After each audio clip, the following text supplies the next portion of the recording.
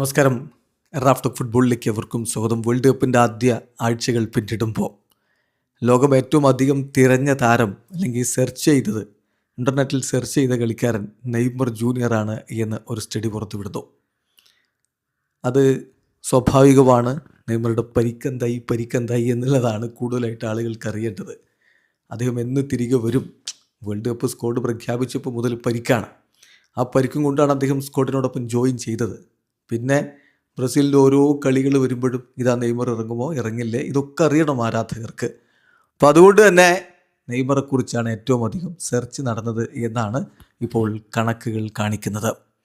അപ്പം during the first week of 2026 world cup most searched player Neymar junior. കളത്തിലിറങ്ങുക പോലും ചെയ്യാത്ത കളിക്കാരൻ.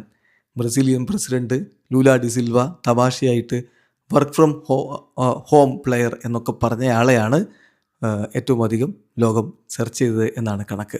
ഈ കണക്കിൽ രണ്ടാം സ്ഥാനത്ത് വരുന്നത് ലയണൽ മെസ്സിയാണ്. ലിയോ മെസ്സിയുടെ ആദ്യ ആഴ്ചയിലെ ഹാട്രിക്കും മറ്റുമൊക്കെ വലിയ രൂപത്തിൽ ഇമ്പാക്റ്റ് ഉണ്ടാക്കിയിട്ടുണ്ട് ഫുട്ബോൾ ലോകത്ത്. പിന്നെ സ്വാഭാവികമായിട്ടും ക്രിസ്ത്യാനോ റൊണാൾഡോ തന്നെ വരുന്നു. അപ്പോൾ ഇതാണ് ഈ 2026 വേൾഡ് കപ്പിൻ്റെ സമയത്ത് ഏറ്റവും അധികം ലോകം സെർച്ച് ചെയ്ത താരങ്ങളുടെ കണക്ക്. വീഡിയോ അവസാനിക്കുന്നു. ഫുട്ബോൾ ലോകത്ത് കൂടുതൽ വിശേഷങ്ങളുമായി റാഫ്റ്റോക്സ് വീഡിയോ എത്താം.